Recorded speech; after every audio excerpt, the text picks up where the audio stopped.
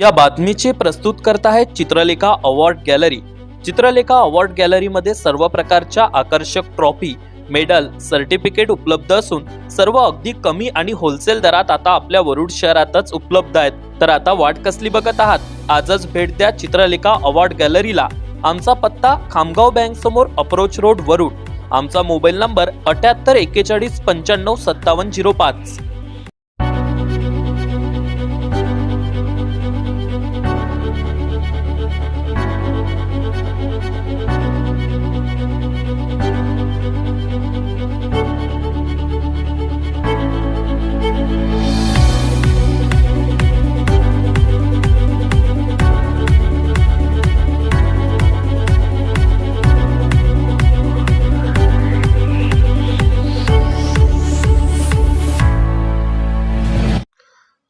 विक्रम ठाकरे मित्र परिवाराच्या वतीने वरुड जिल्हा निर्मितीकरिता स्वाक्षरी अभियान राबवण्यात आलेले होते आणि स्वतः विक्रम ठाकरे यांनी नागरिकांपर्यंत पोहोचून त्या स्वाक्षरी घेतलेल्या होत्या।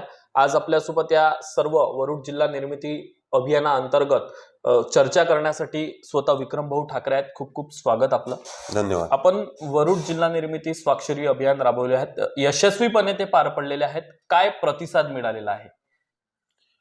सर्वप्रथम मी आपल्या वरुड तालुक्यातल्या संपूर्ण नागरिकांचा म्हणजे या अभियानात जे अभियान आपण राष्ट्रपिता महात्मा गांधी जयंती 2 ऑक्टोबर ते विश्वरत्न डॉक्टर बाबासाहेब आंबेडकर यांच्या 6 डिसेंबर महापरिनिर्वाण दिनापर्यंत म्हणजे जवळपास 2 महिन्याचा कालावधीमध्ये जो हा स्वाक्षरी अभियानाचा कार्यक्रम आपण राबवला आणि या स्वाक्षरी अभियानाच्या कार्यक्रमामध्ये जे वरुड तालुक्यातील नागरिक सहभागी झाले त्यांचं मी सर्वप्रथम मनाच्या हृदयापासून या ठिकाणी आभार मानतो। आणि जवळपास आमचा जो लक्ष्यांक होता की जवळपास आपण वरुड तालुक्यातल्या सगळ्या नागरिकांच्या म्हणजे जवळपास 51,000चं टार्गेट आपण त्या ठिकाणी घेऊन चाललेलो होतो, पण आमच्या 51,000 सह्या तर नाही होऊ शकल्या, पण जवळपास त्या लक्ष्यांकापर्यंत आम्ही त्या ठिकाणी पोहोचलो। बरं, तुम्ही नागरिकांपर्यंत स्वतः जाऊन त्या स्वाक्षरी घेतलेल्या आहेत, काय जनभावना होत्या? जवळपास आम्ही ज्या सह्या घेतलेल्या आहे तर सकाळी 8 ते 10 हे अशी स्वाक्षरी अभियान आम्ही त्या ठिकाणी 2 महिन्याच्या कार्यकाळामध्ये त्या ठिकाणी चालवली। आणि याच्यामध्ये जसं वरुड नगरी झाली, सिंदुर्जना घाट नगरी झाली किंवा ग्रामीण भागातले जे काही मोठे मोठे खेडे आहेत त्या खेड्यामध्ये मी प्रत्यक्ष रोज सकाळी 8 ते 10 हे 2 तास हे स्वाक्षरी अभियानासाठी जात होतो। आणि मी नागरिकांचा प्रतिसाद त्या ठिकाणी बघितला तर प्रत्येकाला असं वाटत होतं की आपला वरुड, कारण वरुडचं जर आपण कॅपिटल जर बघितलं तर जिल्ह्याच्या निर्मितीसाठी जे लागते ते वरुडमध्ये मला असं वाटतं की आपला वरुड कुठेच कमी नाही आहे। आणि प्रत्येकाला उत्सुकता होती की आपला वरुड हा जिल्हा झाला पाहिजे आणि तेवढ्याच उत्सुकतेनं लोक या स्वाक्षरी अभियानात सहभागी झाले। बरं, आता स्वाक्षरी अभियान हे पार पडलेलं आहे, यानंतर वरुड जिल्हा निर्मितीकरिता कुठली वाटचाल आपली असणार आहे? आमची जे पहिली जे स्टेप होती म्हणजे की पहिले आपण आपल्या वरुडच्या जनभावना काय आहेत या स्वाक्षरी अभियानाच्या अनुषंगाने त्या ठिकाणी जाणून घ्याव्या। तर आम्ही हे आता पहिली स्टेप जे आहेत हे पहिली स्टेप जे आम्ही ठरवल्याप्रमाणे सन्माननीय कलेक्टर, आयुक्त आणि मुख्यमंत्री महोदय यांना या स्वाक्षरी अभियानाच्या ज्या काही सह्या घेतलेल्या आहेत त्या सह्यांचं एक निवेदन या येणाऱ्या आठवड्यात आम्ही त्या ठिकाणी देणार आहे। बरं, वरुडच्या लगतच काटोल आणि अचलपूर हा जिल्हा प्रस्तावित असून तुम्हाला वाटते का वरुड जिल्हा होऊ शकतो? वरुड, मी तुम्हाला मागे आपला जेव्हा जिल्हा निर्मितीचा एक आपण इंटरव्ह्यू घेतलेला होता आणि हाच प्रश्न मला बऱ्याचशा नागरिकांनी सुद्धा त्या ठिकाणी जेव्हा आम्ही चर्चा करत होतो तर या चर्चेच्या अनुषंगाने मला बऱ्याचशा नागरिकांनी हा प्रश्न सुद्धा विचारला। तर मी त्यांना आणि तुम्हाला सुद्धा सांगू इच्छितो की माणसाच्या हातात प्रयत्न करणं असते आणि त्या अनुषंगाने माणसानं प्रयत्न केले पाहिजे। त्याला यश भेटेल किंवा अपयश भेटेल तो नंतरचा विषय आहे, पण मनात पहिलेच जर ग्रह जर आपण त्या ठिकाणी पकडला की मी ते गोष्ट केल्यानंतर मला यश भेटेल की नाही भेटेल तर ते गोष्ट आपण पूर्ण करू शकत नाही। म्हणून अचलपूर जिल्हा प्रस्तावित जरी झाला असला तरी तो झाला नाहीये। म्हणून जेव्हा केव्हा आपला नवीन जिल्ह्याचा म्हणजे मी तुम्हाला पहिले सांगितलंय की आपल्या महाराष्ट्रात नवीन 22 जिल्हे निर्मितीसाठी प्रस्तावित आहेत. आणि तुम्हाला जर या अधिवेशनात जर तुम्ही बघितलं असेल तर माननीय महसूल मंत्र्यांनी सुद्धा सांगितलं आहे की आम्हाला सध्या आता हे नवीन जिल्हे आर्थिक स्वरूपात करणं परवडणार नाही, पण भविष्यात त्यांच्या विचाराधीन आहेच. पण जेव्हा केव्हा त्यांच्या विचाराधीन राहील तेव्हा आपल्या वरुड तालुक्याचा त्यांनी विचार जरूर केला पाहिजे. आणि मग विचार करत असताना ही लढाई काही एवढी छोटी लढाई नाहीये जिल्हा निर्मितीची. पण लढाई लढत असताना तो यश येईल अपयश येईल तो नंतरचा विषय, पण आपण लढाई लढलो पाहिजे आणि त्या अनुषंगाने हे आपलं पहिलं पाऊल आहे. आणि आपण जर लगतचा जर विचार करतो म्हटलं तर पांडुर्णा जवळपास 10 वर्षापासून ही लढाई लढत होता आणि नंतर त्यांना त्या ठिकाणी यश आलं.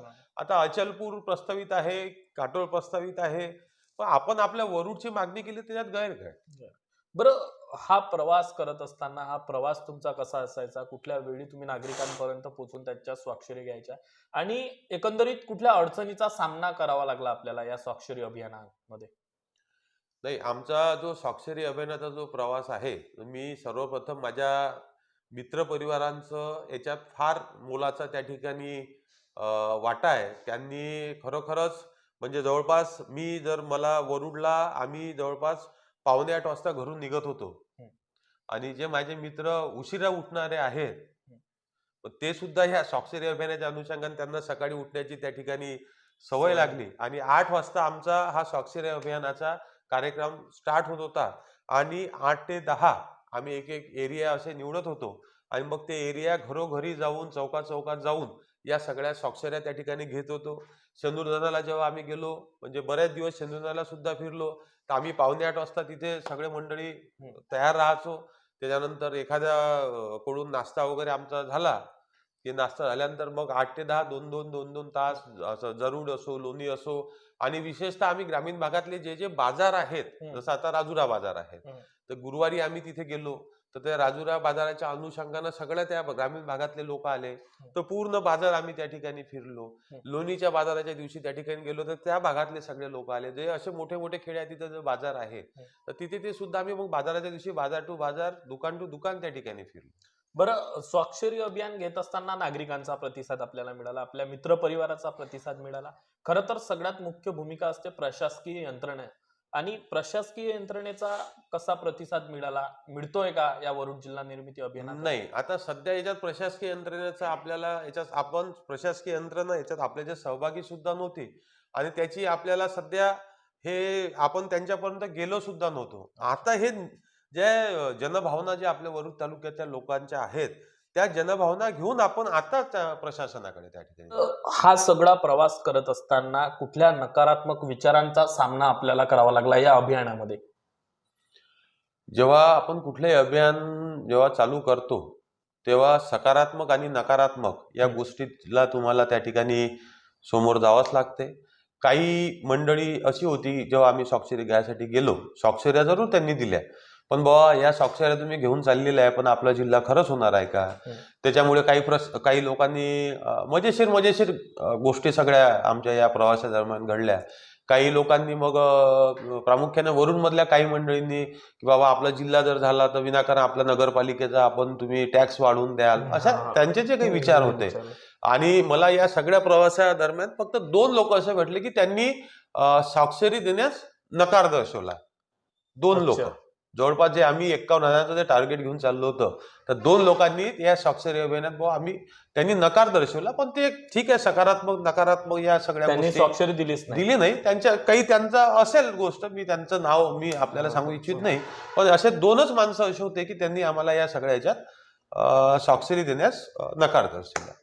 बरं, आपण सांगितलं की 51,000 स्वाक्षरी घेण्याचा संकल्प होता आणि जवळपास आपण तिथपर्यंत पोहोचला आहात. आतापर्यंतच्या वरुड तालुक्यात झालेल्या अभियान फार यशस्वी ठरलेलं आहे, काय सांगणार?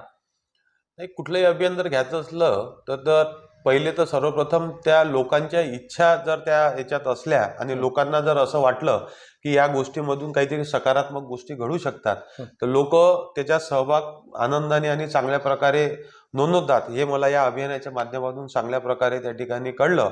आणि या अभियानामध्ये पुनश्च मी जे सगळे वरुड तालुक्यातले जे काही आपले नागरिक आहेत त्यांचे पुनश्च या ठिकाणी आपल्या माध्यमातून आभार मानू इच्छितो की आम्ही गेल्यानंतर आपण जो सकारात्मक ऊर्जा देऊन आम्हाला या सगळ्या गोष्टीसाठी प्रेरणा दिली, त्या प्रेरणेबद्दल मी पुनश्च आपल्या माध्यमातून त्यांचे आभार मानतो. बरं, आपण वरुड जिल्हा का या मुलाखतमध्ये नक्कीच सगळ्या प्रश्नांची उत्तर दिली आहे की वरुड जिल्हा का होऊ शकतो. मात्र बऱ्याचशा नागरिकांनी ती मुलाखत बघितली नसेल. ही जी मुलाखत जे नागरिक बघताय त्यांना काय सांगणार, का वरुड जिल्हा होऊ शकतो? काय असे वैशिष्ट्य आपल्या वरुड तालुक्यात आहेत? जर आपण आपल्या 14 जे तालुके आहे अमरावती जिल्हा अंतर्गत जर आपण बघितला आणि सगळा भौगोलिक परिस्थितीचा जर आपण विचार करतो म्हटलं, तर आपल्याला तर पहिली गोष्ट म्हणजे 3-4 जे जिल्हे आहेत, नागपूर असो, अमरावती असो, वर्धा असो, की हे सगळे जिल्हे आपल्याला 100 किलोमीटर पडतात. आणि आपली जर इथली कॅपिटल जर बघितलं वरुडचं, तर मला असं वाटतं की जे काही 14 तालुके आहे, एक अचलपूर आणि वरुड जर बघितलं, तर बाकी तालुक्याच्या तुलनेत आपण निश्चितच सरस सगळ्या तालुक्यामध्ये त्या ठिकाणी भरतो. आणि बाकी याचा जर परिस्थिती बघितलं तर संत्रा आहे किंवा इथला शाळा कॉलेज आहे किंवा जे जिल्ह्यासाठी ज्या ज्या गोष्टी लागतात तिथे आपण कुठेच कमी नाही आहे. म्हणून आपण या जिल्ह्याचे जे काही निकष असेल जे नवीन जिल्हा निर्मितीसाठी त्याच्यात आपण परफेक्ट बसतो असा माझा स्वतःचा वैयक्तिक विश्वास आहे. आपण गावागावात पोहोचलात, बाजारामध्ये हो. गेलात, हजारो नागरिकांच्या सह्या आपण घेतल्यात.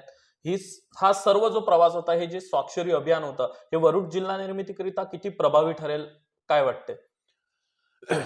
आता हे जे आपण अभियान जे चालू केलेलं आहे, तर या अभियानामध्ये आपल्याला पहिले सगळ्यांना आपल्या तालुक्याच्या लोकांना इन्व्हॉल्व करणं हे गरजेचं होतं. आणि ते मला असं वाटतं की त्यांची इन्व्हॉल्वमेंट हे स्वाक्षरी अभियानाच्या अनुषंगाने आपण त्या ठिकाणी घेतलेली आहे. आणि हे किती प्रभावी ठरेल किंवा प्रभावी नाही ठरणार हे काळ ठरवेल. पण त्याच्यासाठी जे आपल्या तालुक्यातले नागरिकांचा जो हा प्रतिसाद एवढा चांगल्या प्रकारे भेटला, तर त्याबद्दल निश्चितच मला असं वाटते की पुढचा काळ जो आपण लढा या ठिकाणी देत आहेत, तर निश्चितच आपण त्याच्यात यशस्वीरित्या यश भेटेल की नाही भेटेल हा नंतरचा विषय, पण यशस्वीरित्या घोडदौड निश्चितच आपण त्या ठिकाणी करू. दिनांक 2 ऑक्टोबर पासून ते 6 डिसेंबर पर्यंत वरुड जिल्हा निर्मितीकरिता 51,000 नागरिकांच्या स्वाक्षरी घेण्याकरिता वरुड जिल्हा निर्मिती स्वाक्षरी अभियान विक्रम ठाकरे मित्र परिवाराच्या वतीने राबवण्यात आलेले होते.